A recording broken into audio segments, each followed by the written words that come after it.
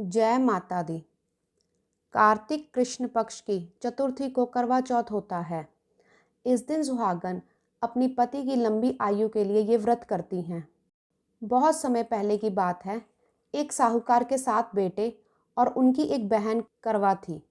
सभी सातों भाई अपनी बहन से बहुत प्यार करते थे, यहाँ तक कि वे पहले उसे खाना खिलाते और बाद में स्वयं खाते थे। एक बार उनकी बहन ससुराल से मायके आई हुई थी। शाम को भाई जब अपना व्यापार व्यवसाय बंद करके घर आए तो देखा कि उसकी बहन बहुत व्याकुल थी। सभी भाई खाना खाने बैठे और अपनी बहन से भी खाने का आग्रह करने लगे, लेकिन बहन ने बताया कि आज उसका करवा चौथ का निर्जल व्रत है। वह खाना सिर्फ चंद्रमा को देखकर उसे अर्घ देकर ही खा सकती है।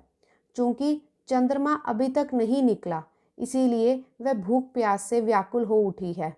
सबसे छोटे भाई से अपनी बहन की हालत नहीं देखी जाती और वह दूर पीपल के पेड़ पर एक दीपक जलाकर छननी की ओर में रख आता है। दूर से देखने पर ऐसा प्रतीत होता है कि जैसे चतुर्थी का चांद उदित हो रहा हो। इसके बाद भाई अपनी बहन को बताता है कि चांद निकल आया है, तुम उसे अर्घ देने के बाद भोजन कर सकती हो।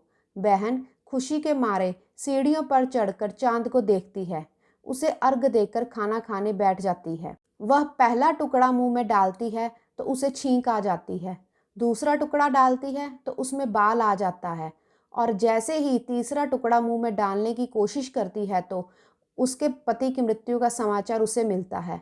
वह बौखला जाती है।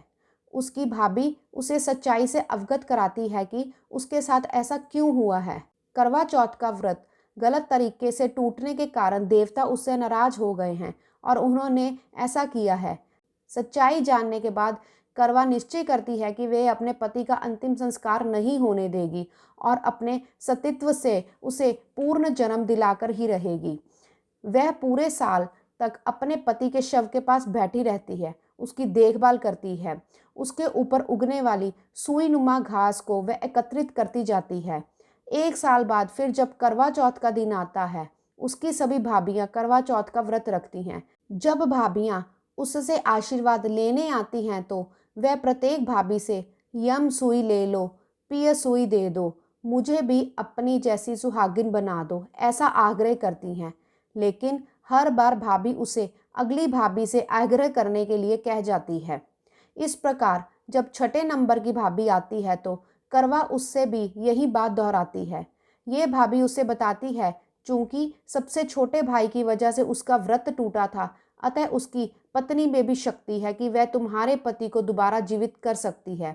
इसीलिए जब वह आए तो तुम उसे पकड़ लेना और जब तक वह तुम्हारे पति को जिंदा ना कर दे उसे नहीं छोड़ना।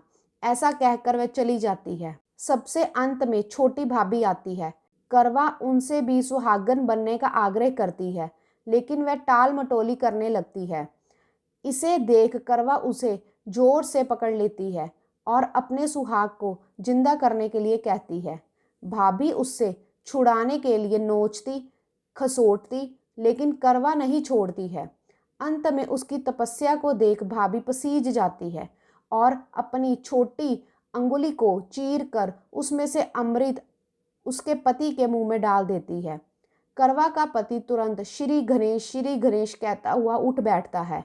इस प्रकार प्रभु की कृपा से उसकी छोटी भाभी के माध्यम से करवा को अपना सुहाग वापस मिल जाता है। हे श्री गणेश, माँ गौरी, जिस प्रकार करवा को चिर सुहागन का वरदान आपसे मिला है, वैसा ही सब सुहागिनों को मिले। जय माता दी।